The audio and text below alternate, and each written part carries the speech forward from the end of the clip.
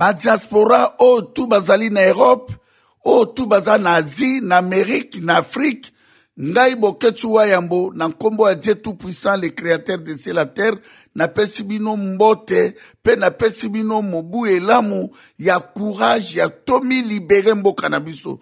Lelo na sali voix oyo, po ezala message ya espoir. Tolongo la père, tolongo la kobanga, po to sauver mabele na biso.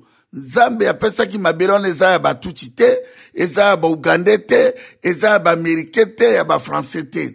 Mais lelo elikambo ya kokamwa, pe na kamwa pe toza kokamwa, ndenge nini biso ba Congolais, tondimi 23 ans, ya kotika mboka na maboko ya batuti. Roubeiro akomi ministre ya justice, azali Rwandais touch, Aridi Polite Kanambe azali Rwandais touch, Jeannette Kanambe Rwandais touch, Deo Mwaringiza PDG ya Ofida aza Rwandais touch. Ozui illettré oyo ya Zoé akeko koma gouverneur aza Rwandais touch. Peuple congolais, l'air est grave, l'air est grave, l'air a sonné. Mabele wana ezali ya Seigneur Jésus-Christ, RDC le roi du Congo, mabele ya Papa Kimbangu notre prophète. Oyo bakanga ke na 1921, Papa Kimbangu asalaki 30 ans na Katanga na prison, akufa na 1951 likolo ya mabele wana. Patrice Emery Lumbumba akufi likolo ya mabele wana. Alain Moloto akufi likolo ya mabele wana. Floribert Chebe akufi likolo ya mabele wana. Fidel Bazana akufa likolo ya mabele wana. Arma Tungula akufi likolo ya mabele wana. Rosimu Kenichimanga akufi likolo ya mabele wana. Passer Lukusa akufi likolo ya mabele wana. Cédric Nyanza Semola akufa likolo ya mabele wana. Eric Boloko Loko, Thérèse Kapangala bakufi likolo ya mabele wana. Ba diaspora congolais na 4 coins ya planète. Soki tomi libéré te, soki to sali soulèvement populaire te. Bomona makambo mwana ya Tshisekedi o naza kobenga ye Félix Tshilolo alias Tshikololo le Corbeau. Andimi ba nommé ye ba Rwandais. Peuple congolais ponaki Martin Fayulu m'a dit Félix Tshilolo andimi a signé ba corps. Pardon peuple congolais, bon comprendre ngai na sacrifié vie na ngai 23 ans ya koloba ya kopesa bino message mais naza ko mona ba congolais na 4 coins ya planète baza ko comprendre gravité ya makambo ezoleka na Congo te. Kanamba bomi bato na Kasai mais lelo bato ya IDPS Jean-Marc Kabundu Félix Tshilolo lelo ba komisi ba Rwandais ba Kasayen ya village Etienne Tshisekedi.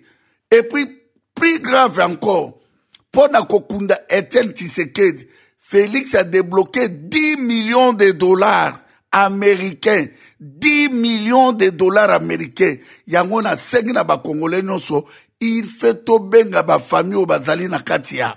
Commune ya Kinshasa, Barumbu, Matete, Mongafula, Yolo, Masina, Kimbantseke, Njili, Kinkole, Maluku, Limete, Mombele, Yolo, Kasavubu, Ngiringiri, Selembao, Bandal, Gombe, Delvo, Kitambo, Mbiza Ipen, nakati ya bakomi Kingabwa, nakati ya bakomini nyoso, Rompwengaba, nakati ya bakomini nyoso, to benga ba famille tozana besoin ya soulèvement populaire. Soki to se soulever te, bande kunangai be étudiant, yabana Unikin, IEC, ISA, IBTP, Université Malula, Université protestante, boyeba ke avenir nabine zali en danger, ba Rwandais ba changer système, yako vivre na kata Congo ba stratégie,